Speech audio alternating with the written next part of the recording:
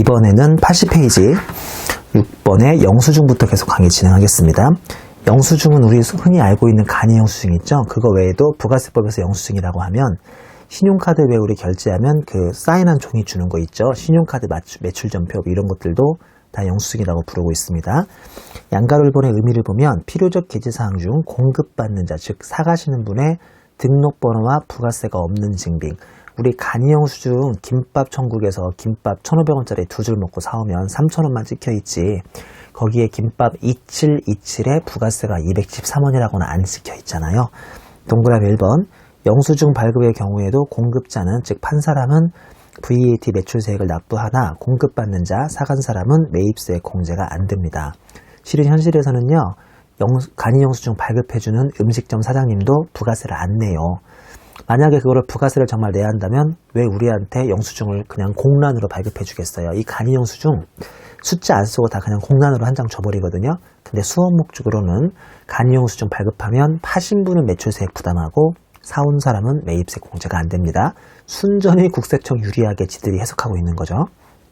2번 보시면 일반 과세자로서 영수증 발급 업종 사업자가 신용카드, 직불카드기로 영수증 발급 시에는 공급가액과 세액을 별도로 구분 기재해야 함이라고 했는데 그냥 일반적인 신용카드 매출점포 생각하시면 되겠습니다.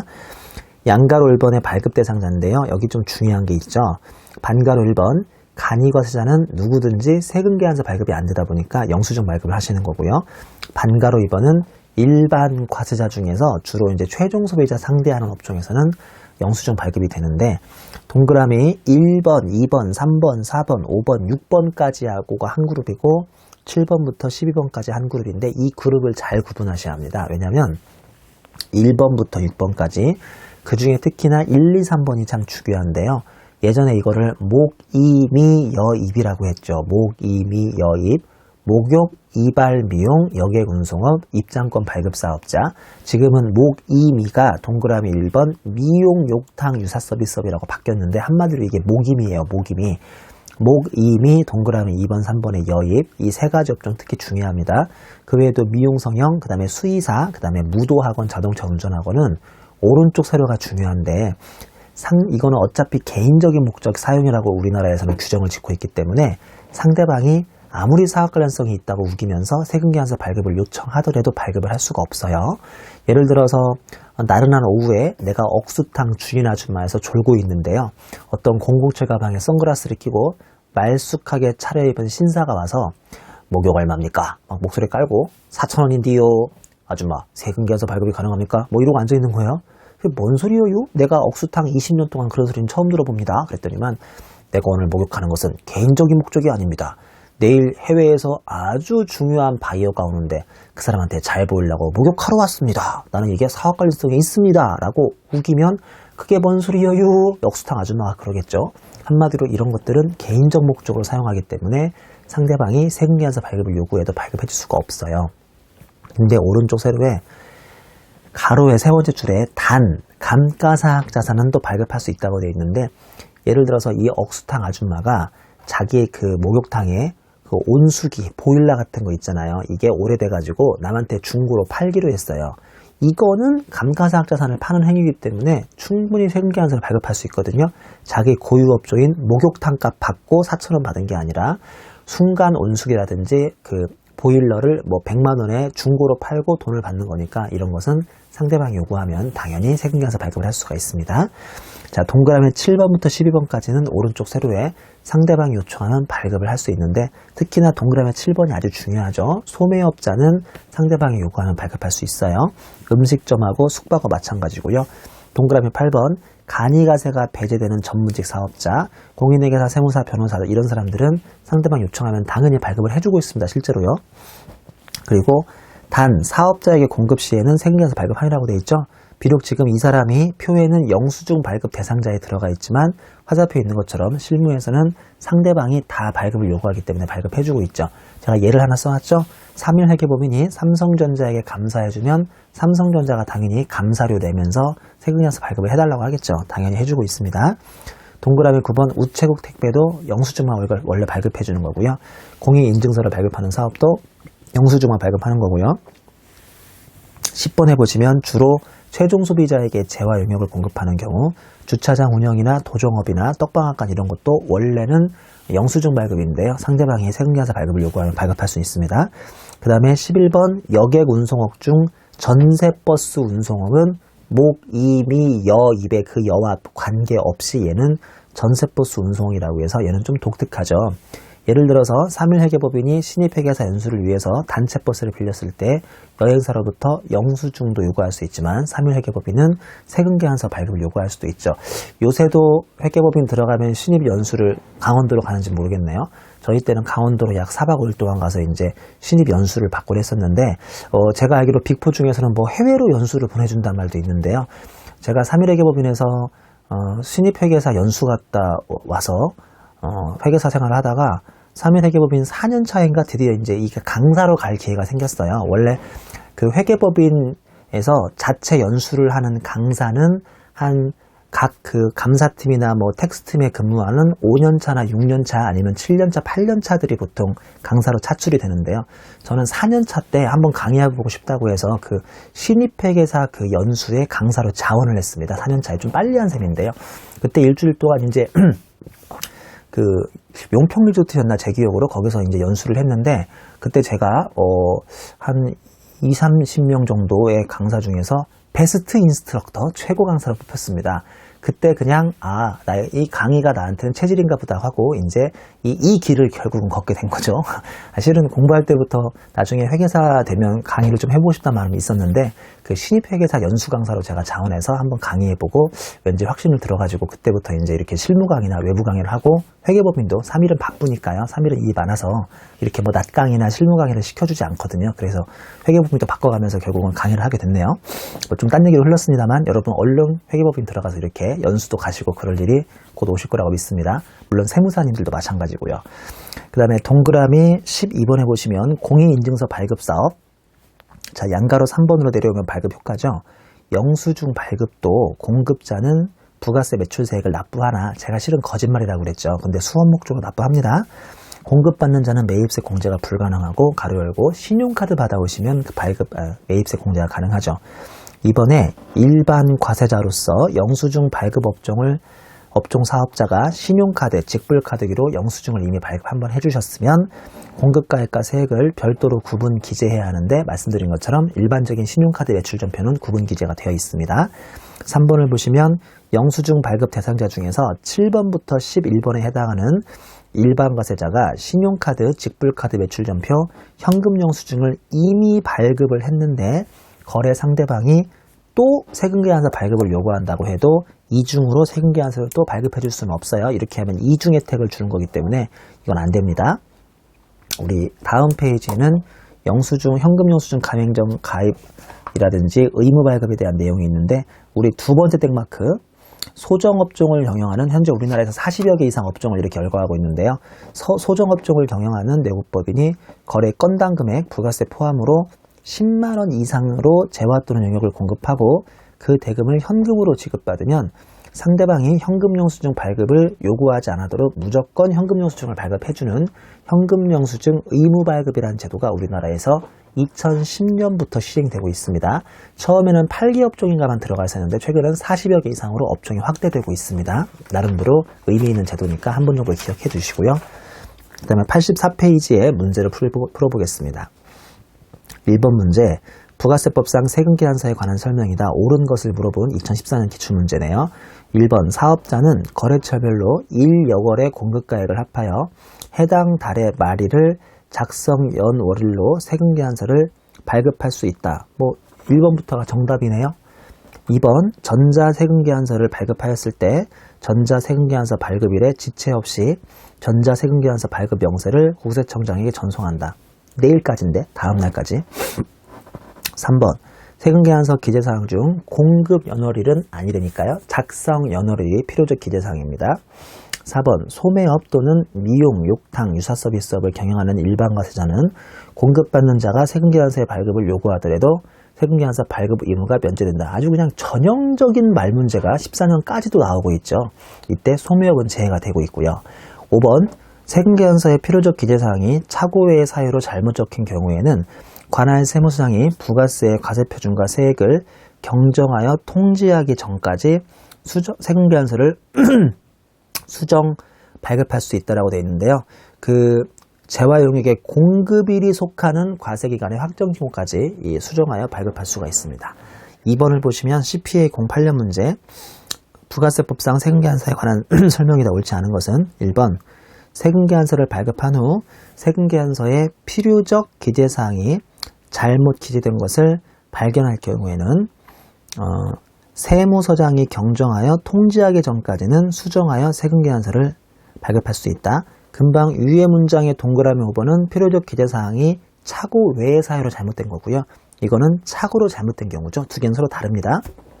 그 다음에 2번은 세금계산서 발급 의무가 있는 일반과세자가 공급대가 100만원의 재화를 공급하고 부가세법에서 정한 공급 시기에 세금계산서를 발급하지 아니한 경우 그 재화를 공급받은 사업자는 관할 세무서장의 확인을 받아서 세금계산서를 발행할 수 있죠. 한마디로 매입자 발행 세금계산서인데 10만원 넘어가면 가능하니까 100만원도 물론 가능하겠고요.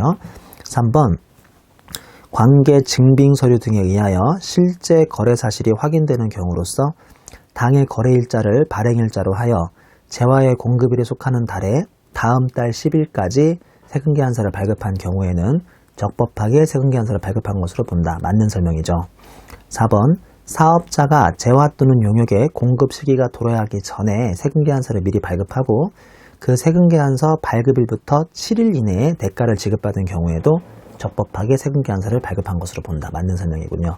5번, 숙박업을 하는 일반과세자가 여신전문금융법에 따른 신용카드 매출전표를 이미 발급한 경우에도 공급받은 사업자가 사업자 등록증을 제시하고 세금계산서 발급을 요구하면 이중으로 세금계산서를 발급할 수 있는 건 말도 안 되죠. 그리고 3번 문제 가보겠습니다. 부가세법상 세금계산서에 대한 설명이다. 옳은 것은 1번, 사업자는 2011년 1월 1일 이후 공급하는 분부터 전자세금계산서를 발급해야 한다. 그냥 사업자가 아니라 법인 사업자에만 해당되는 설명이고요. 2번, 사업자가 세금계산서를 발급 후 필요적 기재사항 등이 착오로 잘못 적힌 경우에는 세무서장이 경정하여 통지하기 전까지 수정 세금계산서를 수정하여 발급할 수 있다. 이것도 맞는 설명이네요. 2번이 결국은 정답이고요. 그 다음에 3번, 전자세금계산서를 발급일의 다음 날까지 국세청장에게 전송한 경우에도 세금계산서를 5년간 보존한다. 그럴 필요 사라지는 거죠. 4번, 2015년도에 전자세금계산서를 5,500건 발급한 사업자의 전자세금계산서 발급 및 전송에 대한 세액공제액은 110만 원이어서 100만 원 한도에 걸리는 거죠.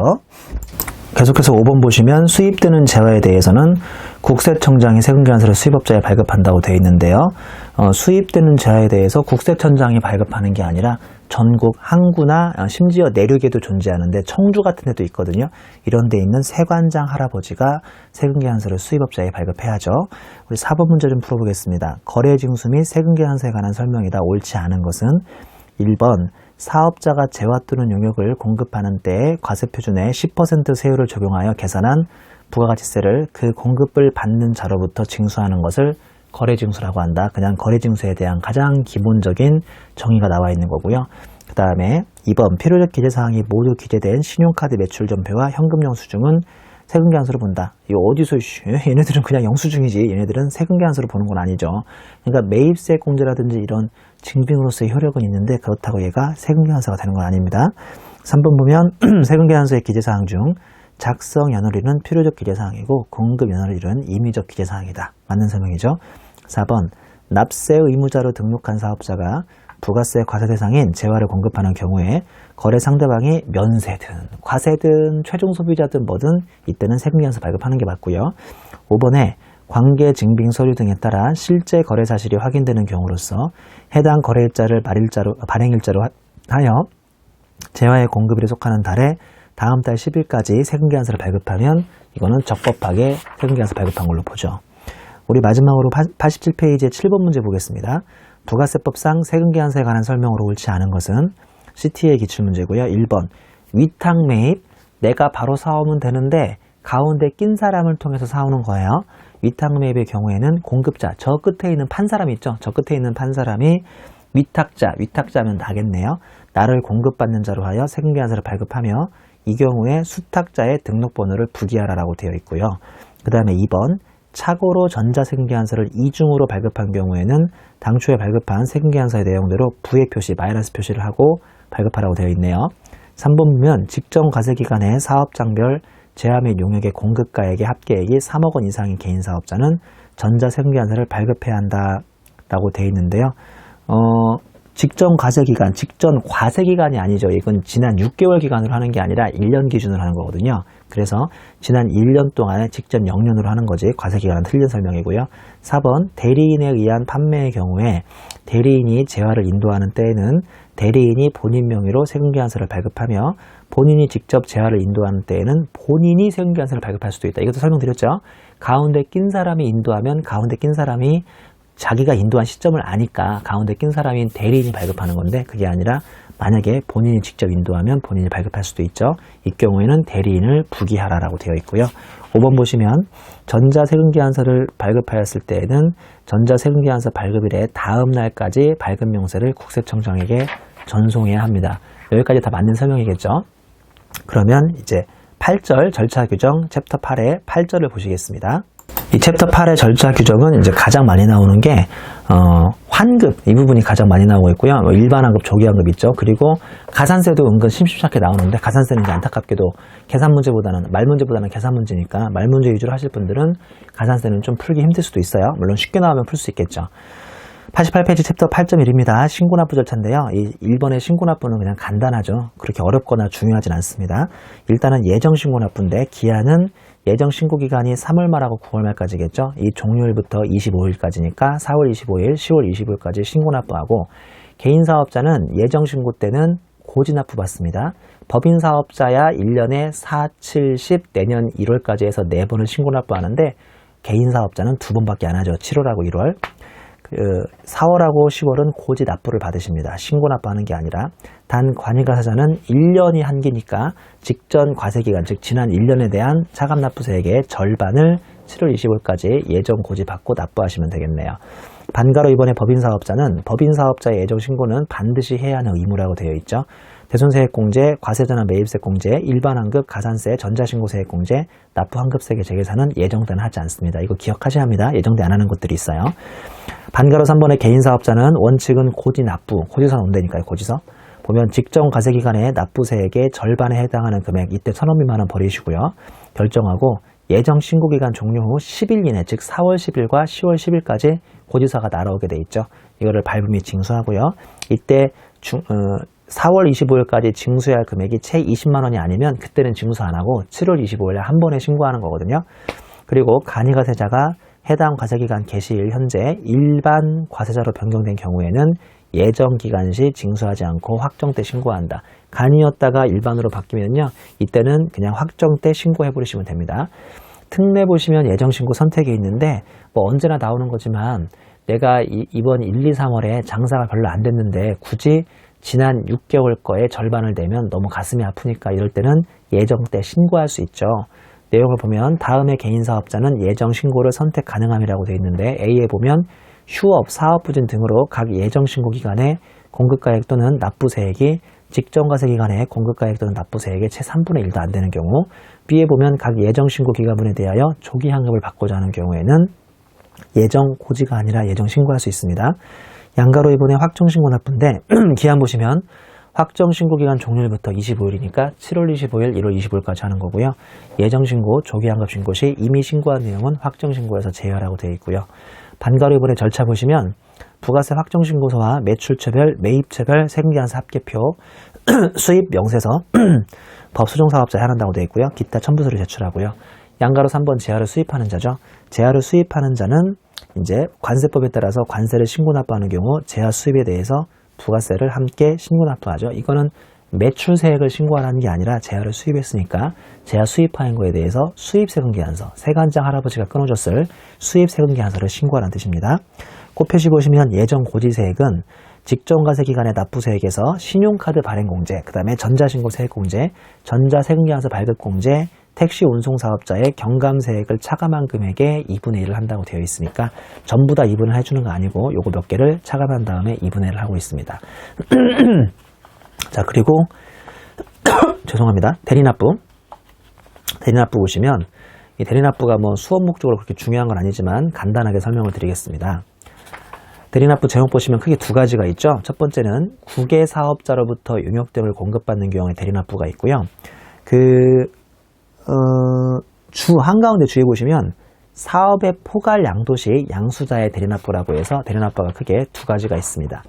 이번 7월 1일자로 제일 밑에 참고 박스에 보시면 전자적 용역을 공급하는 국외 사업자의 용역 공급과 사업자 등록에 관한 특례라는 게 개정이 되는데 다행히도 7월 1일자 개정이니까 이번 시험과는 관계가 없겠네요.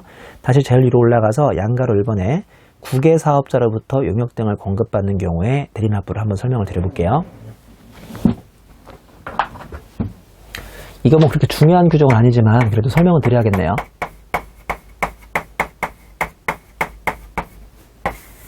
이게 나예요. 이게 이제 용역을 공급한 사람이에요. 용역 공급자. 이거는 재화가 아니라 용역일 때만 있는 제도예요. 얘가 근데 외쿡인이에요. 외쿡인. 얘가 나한테 용역을 줬어요. 이 용역이 1,000원짜리라면 내가 얘한테 1,000원 주고 부가세도 100원 포함해서 줘야 하는데 아무래도 얘가 불안해요. 왜냐면 얘가 한마디로 외국인이기 때문에 갑자기 100원 부가세 안 내고 비행기 타고 도망가 버리면 어쩌지? 그래서 이럴 경우에 내가 직접 얘한테 100원의 부가세를 주는 게 아니라 얘를 대신해서 국세청에다가 100원을 이렇게 대신해서 100원을 내는 것을 대리납부라고 부르죠. 자주 있는 케이스는 아니지만 이런 경우가 가끔씩 있습니다. 자, 의미 보시면 국내 사업장에 없는 비거주자 외국법인으로부터 용역 또는 무채물을 공급받는 경우 비거주자나 외국법인을 대신해서 그 대가를 지급하는 사람, 즉 나네요. 내가 VAT를 대신 징수해야 납부하는 제도죠. 요건 보시면 공급자, 즉 얘는 국내 사업장이 없는 비거주자 또는 외국법인이에요. 한마디로 바로 비행기 타고 도망갈 수 있는 사람. 그 다음에 동그라미 2번 국내 사업장이 있는 비거주자 또는 외국법인이라고 하더라도 가로 열고 국내 사업장과 실질적으로 관련되지 않거나 국내 사업장에 귀속되지 않는 용역을 공급하면 이 사람한테서 사오면 대리납부 내가 하는 겁니다. 공급받는 자가 이게 나죠. 나. 비사업자 또는 면세사업자. 야, 이거 뭐죠? 일반 개인, 즉 비사업자나 면세사업자마저도 이 규정이 있어요. 조심하셔야겠네요. 동그라미 2번 과세사업자로서 해당 용역 등이 매입세액 불공제 대상인 경우죠.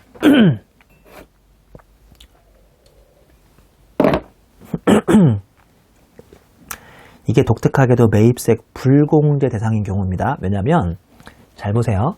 내가 사업자인데 이게 만약에 내 입장에서 매입세액 공제가 된다면 이 부가세를 100원을 굳이 대리납부할 필요 없이 내가 매입세액 공제로 가져버리면 되는 거 아닌가요? 이해하셨어요? 그러니까 이게 매입세 공제가 되면 내가 얘한테 굳이 대리납부할 필요 없이 내가 그냥 가져버리면 돼요. 그러니까 이 규정은 매입세액이 불공제될 때나 있는 규정입니다. 매우 독특하죠? 그리고 반가로 3번에 공급 대상 용역인데 얘는 또 VAT 과세가 되는 거나 이렇게 되는 거지 처음부터 이게 면세 대상이면 부가세를 주고받을 일이 없는 거예요. 이걸 주고받을 일이 없잖아요. 그러니까 되게 신기한데 일단 외국인한테 받아야 하고요. 나는 누구든 내가 그 비사업자든 면세사업자든 그리고 이게 매입세액이 나한테 공제가 되면 안 되고 불공제 돼야 하는데 또 이게 면세면 안 되고 부가세가 붙긴 붙어야죠. 상당히 막 꼬여있는 규정이죠. 자, 그리고 화살표 보시는 것처럼 면세 대상 용역은 대리납부 대상이 아니라고 되어 있죠. 그 다음에 양가로 3번의 납부 시기는 요거 비거주자 등에게 용역 대가를 지급할 때, 왜냐하면 대리납부기 때문에 돈 줄 때 대신 납부하는 거죠. 용역 제공의 완료일이 아닙니다. 납부세액은 공급가액의 10%, 그냥 일반 부가세가 10%니까. 양가로 5번에 징수 및 가산세인데요. 대리납부 의무자가 부가세를 사업장 또는 주소지 관할 세무상에게 납부하지 아니하면 대리납부 가산세 있어요. 10%에 해당하는 가산세까지 징수하셔야 하니까 꼭 하셔야 합니다.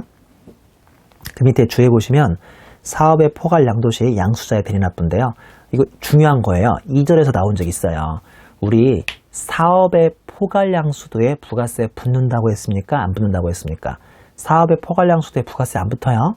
왜냐하면 내가 부산에 있는 김 사장한테 부산 어묵을 자산부채 등을 통째로 그대로 포괄 양도해 오면 한마디로 사업자 등록증에 사장님 이름을 김 사장에서 임 사장으로 이름만 바꾸는 것일 뿐이지 실제 거래가 됐다고 보기에는 좀 그렇잖아요. 그래서 우리나라에서 되게 중요한 명제인데 사업의 포괄량수도에는 부가세가 절대 안 붙습니다. 근데 이게 나한테 사업을 양도한 저 부산 어묵의 김 사장은요, 호시탐탐 나한테 10%를 더 받아가고 싶어 한다고요. 이거 줘버리면 돼요, 안 돼요? 안 돼요. 왜냐하면 사업의 양수도는, 포괄양수도는 부가세 안 붙는 거래에서 내가 괜히 10% 부가세 주면 나만 매입세 불공제 혜택 봅니다. 아니, 불이익 보는 거죠. 내가 매입세액을 떼었으면 그게 매입세 공제로 혜택을 봐야 하는데 이게 부가세 안 붙을 거래에 줘버렸으니 나는 매입세액이 불공제가 되는 거거든요. 이해하셨죠? 근데 어떻게 해요? 나는 주기 싫었는데 그 부산어묵 김 사장이 나 말고도 사업을 사갈 사람들은 줄 섰다고 나한테 부가세 안 주면 안 되겠대요. 나한테 안 파겠다는 거예요. 이 갑과 을의 관계에 의해서 사업을 사오시는 양수자는 어쩔 수 없이 양도자한테 부가세를 주는 경우가 있었어요, 과거에. 그럼 매입세 공제다, 불공제다? 아이, 불공제라니까요. 왜냐면 이게 이 자체가 과세거래가 아니니까. 근데 2014년부터 이제는 양도자한테 부가세 10%를 그냥 손으로 확 넣어줘버리면 안 되고요. 그 10%를 내가 가지고 있다가 양도자 대신 국세청에 내가 그 사람의 매출세액을 대신 내주면 내 입장에서 뭐가 인정되죠? 매입세 공제가 인정되는 매우 재밌는 제도가 들어왔습니다. 내용을 읽어보죠. 부가세 과세 대상이 아닌 사업의 포괄적 양수도 부가세 안 붙는 데니까요. 여기에 대해서 그 사업을 양수받는 자, 나죠. 나 사온 사람이 그 대가를 지급할 때 그 대가를 받은 사람, 즉 사업 양도자로부터 부가세를 징수하라고 돼 있는데 그렇게 이야기보다는 이 사람한테 10% 줘야 하는데 주지 말고 내가 가지고 있으란 소리로 이해하시면 돼요. 징수하여 그 대가를 지급하는 날이 속하는 달에 말일까지 사업장 관할 세무상에게 납부할 수 있음이에요. 이렇게 무조건 해야 한다는 게 아니에요. 대리납부는 여기까지 안 오시는 게 제일 좋아요. 즉 무슨 말이냐, 사업의 포괄적 양수도에는 양도자가 양수자가 둘 다 똑똑해가지고 이거 부가세 주고받지 맙시다. 그러면 제일 좋은 건데 양도자 그 김사장 똥꼬집 할아버지가 계속 부가세를 달라고 우기면 여기까지 오시는 겁니다. 그러면 김사장한테 부가세 주지 마시고 내가 들고 있다가 대신 납부하는 것을 대리납부라고 합니다. 근데 법조에는 내가 들고 있다가 준다고 안 돼 있고요. 양도자로부터 징수해서 내라고 돼 있는데 이 법 표현이 더 어렵죠, 실은요. 자, 그 밑에 국외사업자 용역 등 위탁 판매 특례입니다. 국외사업자가 사업자 등록의 대상인 위탁 매매인, 준위탁 매매인, 대리인에 의하여 용역을 공급하는 경우에는 위탁자가 국외사업자가 아니라 수탁자, 즉 위탁자인 국외사업자가 아니라 가운데 껴있는 국내 수탁자인 위탁 매매인, 준위탁 매매인, 대리인이 해당 용역 등을 공급한 것으로 봄. 이게 뭔 소리지? 일반적으로 위탁거래에서는요, 위탁자 주인은 저기 따로 있고 가운데 낀 수탁자가 물건을 옮기잖아요. 그래도 이 거래의 주인공은 위탁자입니까? 수탁자입니까? 아시겠지만 위탁자거든요. 근데 이거는 그 위탁자가 국외사업자니까 찾기가 힘든 거예요. 그러면 이 경우는 특이하게 가운데 낀 사람인 나, 대리인 이런 사람들이 그 이 재화 용역의 이 진짜 주인공으로 볼 수 있다라는 그 특례죠. 가로 내용 세 번째 줄에 보시면 일반적인 위탁 판매는 위탁자가 직접 재화 용역을 공급한 것으로 보나 이 국외사업자가 위탁자가 되버리는 경우에는 국내의 수탁자가 재화 용역을 공급한 것으로 보므로 부가세를 신고하라는 그런 재미있는 특례가 있습니다. 국외사업자의 용역 등 위탁 공급 시 탈세를 막기 위한 제도라고 되어 있네요. 매우 독특한 제도죠? 자, 그 밑에 참고를 말씀드린 것처럼 이번 1차 시험과는 무관할 것 같습니다. 챕터 8.2의 환급 및 결정 경정인데요. 1점의 환급을 보시면 일반 환급과 조기 환급으로 나뉩니다. 반가로 1번의 환급 사유. 일반 환급은 뭐 환급 사유를 알 필요 없죠. 매출세액보다 매입세액이 크면 환급 나오니까요. 자, 오른쪽 사료의 조기 환급은 반드시 사유를 아셔야 하는데요. 크게 두 가지가 있습니다. 첫 번째는 가장 전형적인 조기 환급은 0세율입니다. 항상 매출세액이 0 나오면 매입세액을 환급받은 사람이고요. 동그라미 2번 사업설비 감가상각 자산을 신설 취득 확장 증축하면 이때도 조기 환급이 나오죠. 1번, 2번 정도는 기억하십시다. 반가로 2번의 환급 단위 보시면 일반 환급은 각 가세기간 단위이기 때문에 예정 때는 환급이 안 되는데 여기에 비해서 조기 환급은 예정신고, 확정신고 때 조기 환급 가능하고요. 이번에 예정, 확정신고 중 매월 또는 매 2월도 매달, 이론상 매달 조기환급 가능합니다. 저도 나중에 실무해 보니까요. 저희 거래처 중에서 수출을 많이 하는 업자들은 거의 매달 귀찮지만 조기환급을 신청합니다. 조기환급은 귀찮지만 신청할수록 좋은 거잖아요. 돈을 빨리 돌리게 주겠다는데. 자, 그 다음에 신고기한 보시면 얘는 확정 신고기한 종료 25일이니까 7월 25일, 1월 25일인데 얘는 그냥 매달 또는 매 두 달 아니면 예정 때 한 번, 귀찮으면 확정 때 한 번, 이때마다 끝나고 25일까지입니다.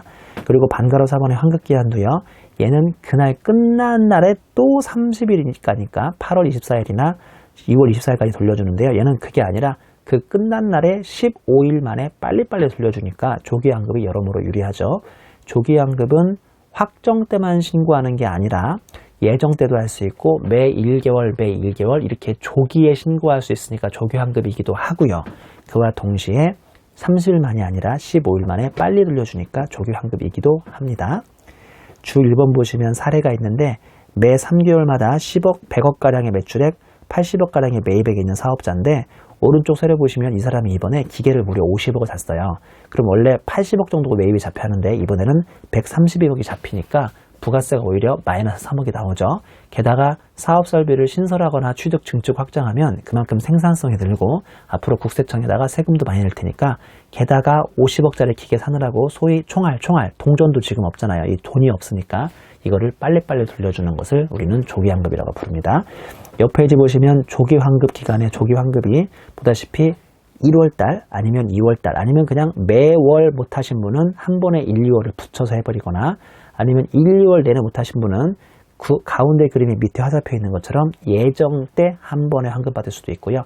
편하신 대로 자주 하실 수가 있습니다. 이게 조기환급의 엄청난 장점이죠. 주 3번 내려오면 이거 중요하거든요. 이거 과거에 시험에서 많이 물어봤어요. 조기환급의 계산 단위는 조기환급은 영세율 조기환급, 시설투자 등 조기환급, 국내 공급분 환급 등을 별도로 구분하지 않습니다. 부가세의 대원칙은 모든 걸 사업장별로 하게 되어 있으니까 사업장별로 환급세액을 계산하는데 이거 그냥 들으면 못 알아듣고요. 사례 좀 봅시다. 사례. 인천사업장의 수출사업부와 내수사업부가 있어요. 이거는 인천사업장이기 때문에 사업장은 하나예요. 하나. 근데 여기에 수출사업부하고 내수사업부가 있을 뿐입니다. 보니까 수출사업부는 매출세액이 빵이요. 매입세액이 8억이어서 마이너스 8억 나오고요. 내수사업부도 왜 그래? 내수사업부도 지금 죽쓰고 있죠. 매출세액이 5억이고 매입세액이 6억이어서 마이너스 1억 나오는데요. 내가 지금 수출이 있으니까 조기환급을 신청한다고 쳐요. 조기환급은 수출이거나 아니면 시설설비에 신설취득 확장되게 되는데 이 내수사업부는 그런 이유도 아니고 장사가 안 돼가지고 환급세액 1억이 나와요. 아시겠지만 이 내수사업부는 그 두 개의 요건 중에 해당이 안 되니까 결론적으로 인천사업장은 수출인 8억만 환급됩니다. 맞아요? 틀려요? 그렇게 하는 거 아니라니까요. 그냥 사업장별로 똑같이 계산해 버리시면 되니까 원래 내수사업부 1억은 이번에 환급이 안 되고 확정 때는 환급되는데 이번에 수출사업부 환급 신청할 때 같이 이렇게 껴요. 소위 꼽살이 낀다고 하죠. 같이 껴가지고 같이 9억을 환급받을 수가 있는 매우 재밌는 제도입니다. 화살표에 다시 한번 확인 사살이 있죠. 한번 읽어볼게요. 조기환급은 영세율, 설비투자 등에만 가능하므로 원칙은 8억에 대해서만 조기환급이 가능하나 조기환급의 계산 단위가 사업장별이므로 내수사업부도 이번 기회에 조기환급을 그냥 같이 묻어서 가버리는 혜택이 있습니다. 이거 기출문제에 자주 등장했으니까 꼭 기억하셔야 돼요. 양가로 이번에 경정에 의한 환급이죠. 사람들은 환급이 두 개만 있는 줄 알아요. 일반 환급, 조기환급만 있는 줄 아는데 경정에 의한 환급도 있어요. 무슨 말씀이냐면 내가 매출세액이 10억이었고 매입세액이 9억이어서 1억의 부가세를 냈는데 다시 경정 고쳐서 다시 한번 차근차근 보니까 매입세액이 13억이더래요. 그럼 마이너스 3억으로 오히려 환급받아야 하잖아요. 이럴 때는 그 사실이 딱 발견되면 지체 없이는 제가 말씀드렸던가요? 부가세에서 가끔 등장하는데 3일도 아니고 5일도 아니고 그냥 특정한 날짜나 특정한 시간을 정하지 않았지만 무조건 빨리 하라는 것을 지체 없이라고 한다고 그랬죠. 경정에 의해 사업자가 환급을 받게 되면 예를 들어서 경정에 의해서 매출세액이 감소되거나 매입세액이 증가되면 관할세무서장은 지체 없이 15일도 아니고 30일도 아니고 환급을 빨리 해주게 되어 있습니다. 이점 보시면 결정 및 경정이죠. 자, 결정 보면 결정은 언제나 지금 보시는 결정 및 경정은 법소부 끝나면 항상 거의 마지막 챕터에 언제나 등장하는데 결정사유라고 해서 예정신고 또는 확정신고를 하지 않죠. 이거 무개념 종결자네요. 무개념 종결자. 제가 강의할 때 흔히들 무신고, 무개념 종결자라고 하는데 무신고 하시면 이거 국가가 와서 세금을 결정을 해주죠. 원래 세금은 국가가 결정하는 게 아니라 납세자가 신고하는 거잖아요. 신고, 얼마 벌었다고. 근데 이제 이런 경우는 국가가 결정을 해버리는 무개념 종결자 되시겠네요. 제가 아직 제 주변에서는 거의 10년 제가 지금 11년차 회계사인데요. 이렇게 결정받는 분을 많이 보진 못한 것 같아요. 이 정도는 다 개념이 있거든요. 사업하시는 분들은. 양가로 이번에 경정사유인데요. 이 경자가 이 고칠 경자라고 제가 말씀드렸죠. 고칠 경자예요. 그러니까 나름대로 세금을 신고한다고 신고했는데 문제가 있으면 고쳐야죠. 경정사유. 일반적으로 그냥 세무조사 같은 거라고 생각하면 돼요. 세무조사도 경정의 일종이니까요. 반가로 1번 예정신고 또는 확정신고의 내용에 오류나 탄로가 있죠. 반가로 2번 확정신고할 때 매출처별 합계표, 매입처별 합계표를 제출하지 않았어요. 뭐 하자는 거야? 왜 제출 안 해? 그쵸? 또는 매출처별 합계표 또는 매입처별 합계표의 기재사항이 전부 또는 일부가 적혀있지 않거나 잘못 기재된 거죠. 3번 보면 영세율 등 조기환급 신고를 하긴 했는데 이게 오류가 있는 거죠. 그 다음에 4번에 다음의 사유로 부가세를 포탈할 우려가 있는 경우인데 여러분 놀라지 마세요. 동그라미 1번 사업장을 빈번하게 이동합니다. 이것도 안 되나 봐요. 무섭죠? 아니면 2번 휴업이나 폐업 상태에 있는 경우도 경정을 와서 해버리고요. 국가가. 그 다음에 3번 신용카드 가맹점, 현금영수증 가맹점 가입 대상으로 지정받은 사업자가 정당한 사유 없이 신용카드 가맹점, 현금영수증 가맹점으로 가입하지 않은 경우 사업 규모나 영업 상황을 봐서 신고 내용이 불성실하다고 판정되는 경우 조기환급 신고 내용에 오류가 있거나 내용이 누락된 경우입니다. 양가로 3번에 경정의 질환이죠. 죄송합니다. 이것도 되게 재밌는 내용인데요. 이런 사람은 함부로 경정 안 들어요. 국가가. 자, 영수증 발급 사업자 중에서 국세청장이 정하는 업종을 경영하는 사업자로서 같은 장소에서 계속하여 5년 이상 이사 안 가고 꾸준히 내가 경영하고 있다는 게 객관적으로 인정만 되고 그리고 과소신고한 것으로 이제 볼 수 없으면 경정할 수 없고요. 과소신고한 것이 분명할 때만 국가가 나와서 경정이란 걸 합니다. 참 다행이네요.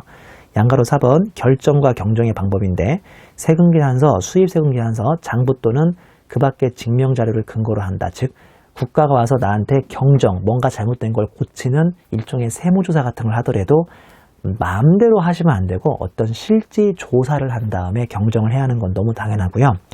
다만 다음에 어느 하나에 해당하면 대통령령으로 정하는 바에 따라서 추정하여 계산할 수가 있는데요.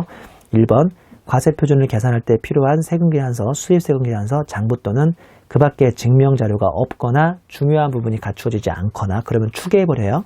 2번에 세금계산서, 수입세금계산서, 장부 또는 그 밖에 증명자료의 내용이 시설 규모, 종업원수, 원자재, 상품, 제품, 각종 요금의 시가에 비추어 좀 이상하다 싶으면 이럴 경우도 국가가 추계라는 걸 해버립니다.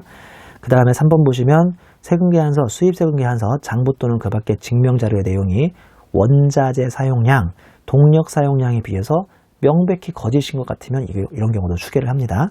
그 다음에 양가로 5번에 결정이나 경정의 기관인데요. 관할세무서에서 하겠죠. 일반적으로. 1번에 보시면 각 납세지 관할세무서장이 결정, 경정을 하는데 다만 국세청장이 특히 중요하다고 인정되는 중요한 사건이면 이럴 경우는 납세지 관할지방국세청한테까지 올라오거나 아니면 종로에 있는 국세청장이 직접 결정하거나 경정할 수 있습니다.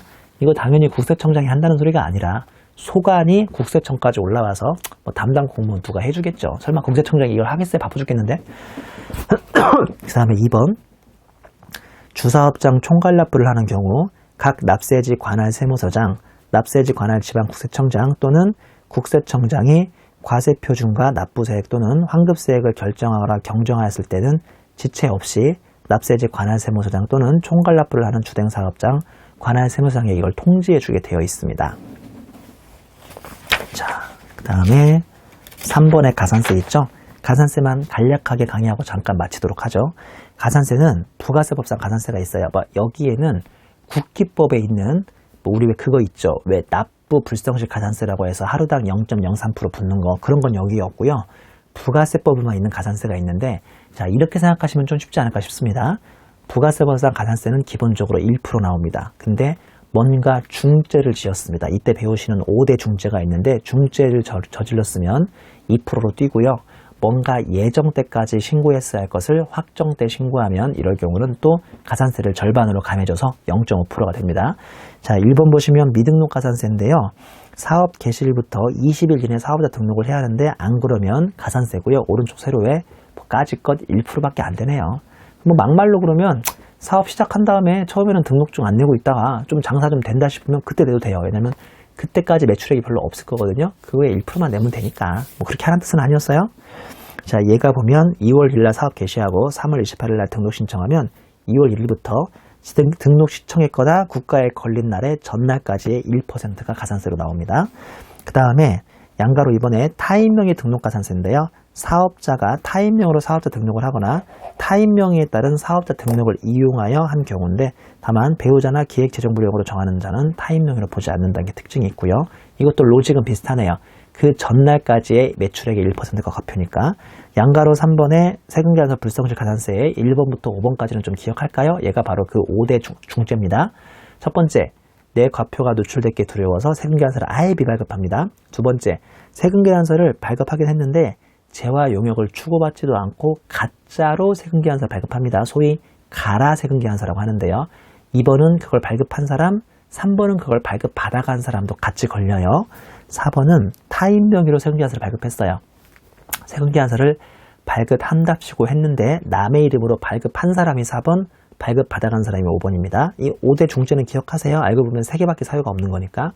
참고로 이 타인 명의 세금계산서하고 저 위에서 배웠던 타인명의 등록가산세는 어떻게 다른 건가요? 분명히 다른 거죠. 타인명의 등록가산세는 사업 초기부터 일부러 대놓고 다른 사람 명의로 등록하고 장사하다 걸리는 거고요. 이건 그게 아니라 내 사업자 등록증이 있긴 있는데 이번 한 건만 남의 이름으로 발급하다 걸리는 것도 이것도 중죄여서 2%니까 기억하셔야 합니다. 동그라미 6번 발급 시기를 경과했는데 다행히도 공급 시기가 속하는 과세기간 이내에 세금계산서를 발급하죠. 그러니까 2월 달에 물건을 팔았으면 3월 10일까지는 발급하면 2월 날짜로 찍히는데 4월, 5월, 6월 이렇게 발급 시기를 넘어서 이걸 후 발급이라고 하는데요. 후 발급을 하시면 1% 가산세고요. 참고로 이번 기 끝나고 7월부터 발급해버리면 이건 아예 미발급으로 봅니다. 미발급. 이것도 기억하셔야 돼요.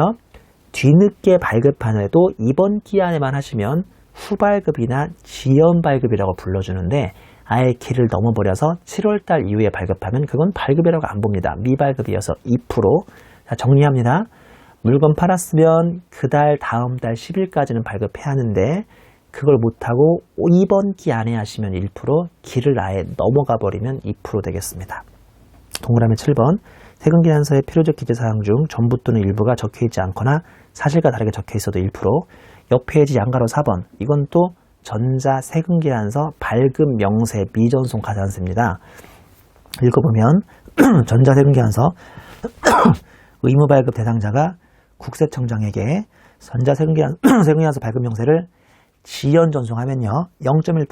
그게 아니라 지연 전송이 언제냐면 이번 7월 10일까지거든요. 그때까지라도 하면 0.1%인데 7월 11일을 넘어서 7월 12일부터 하시면 0.3%입니다. 양가로 5번은 매출처별 세금계산서 합계표라고 해서 왜 제가 아까 그동안에 매출한 거 싹 A4 합계표에 다 적어서 내라고 했잖아요. 이거를 미제출하면 1%고요. 그게 아니라 4월 25일까지 1, 2, 3월 판 거를 이렇게 모아서 적어야 하는데 그거를 7월 25일 날 되면 예정대약을 확정대하면 0.5% 되겠습니다.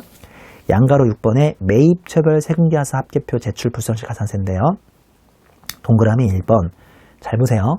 공급 시기 이후에 발급받습니다. 그러니까 1월 달에 판 것은 2월 10일까지는 주고받으라고 했는데 3월, 4월, 5월, 6월 이렇게 주고받으면 해당 공급 시기가 그나마 속하는 안에 들어오면 1% 가산세죠. 혹시나 7월에 발급받으면 어떻게 되게 해요? 그거는 아예 매입세 불공제. 자, 정리해드려요. 1월 달에 판 거 2월 10일까지, 2월 달에 판 거 3월 10일까지 세금계산서를 발급하거나 발급받아 오셔야 돼요. 이게 이번 기한에 하면, 좀 늦었지만 이번 기한에 하면 발급한 사람 1% 가산세, 발급받은 사람 1% 가산세, 아예 기가 다음 기로 넘어가면 발급한 사람 2% 가산세, 발급받은 사람은 매입세액 불공제라는 최악의 경우의 수가 되고요. 그때는 다행히도 가산세는 없습니다. 동그라미 2번. 경정시 경정기간에 확인을 거쳐서 하면 1%. 이거 아까 설명했죠. 뭔지 세무조사 나왔을 때.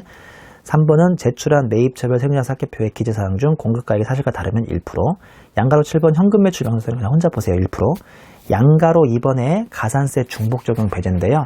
이게 매출 하나를 누락해버리면 미발급 가산세 2%에다가 그 금액을 매출을 누락했으니 매출처별 합계표에 그 금액을 올릴 수가 있어요? 없어요? 없잖아요. 그러니까 한 건을 누락하면 지금 배웠던 가산세가 어쩔 수 없이 로직상 2건, 3건의 줄들이 따라오는 경우가 있는데 이러면 납세자한테 너무 부담스러우니까 중복 적용을 안 하기로 한 제도인데요. 이거는 보통 1차 토픽보다는 2차 토픽인데 제가 반가로 2번 정도만 설명을 드리면 세금계산서 불성실 가산세, 왜 아까 1번부터 5번 있죠? 대표적인 게 아예 미발급하는 건데 이런 경우에는 동그라미 1번 미등록이나 동그라미 2번 매입처별 세금계산서 합계표를 동시에 이중 적용하진 않으니까 참고하시고요. 올해 개정세법이 반가로 4번에 있었는데 세금계산서 불성실 가산세 중에 6번은 매출처별 세금계산서 합계표 제출 불성실 가산세만 중복 적용을 하지 않습니다. 그 밑에 참고해보면 가산세 한도가 있는데요. 지금 배웠던 모든 가산세가 한도를 맞는 게 아니라 몇 개 가산세는 1억, 중소기업은 5천만 원을 넘어가시면 그냥 거기까지만 가산세를 매기시면 되는데 이거는 이제 지면의 한계상 계산 문제에 1억이 넘어가거나 5천만 원이 넘어가는 문제가 나올 리가 없으니까 그냥 기본적으로 간단히 참고만 하시면 되겠습니다. 여기까지 강의 마치고요. 다음 시간에는 문제를 좀 더 풀어보고 구절을 맞춰서 부가세를 종강하겠습니다. 수고하셨습니다.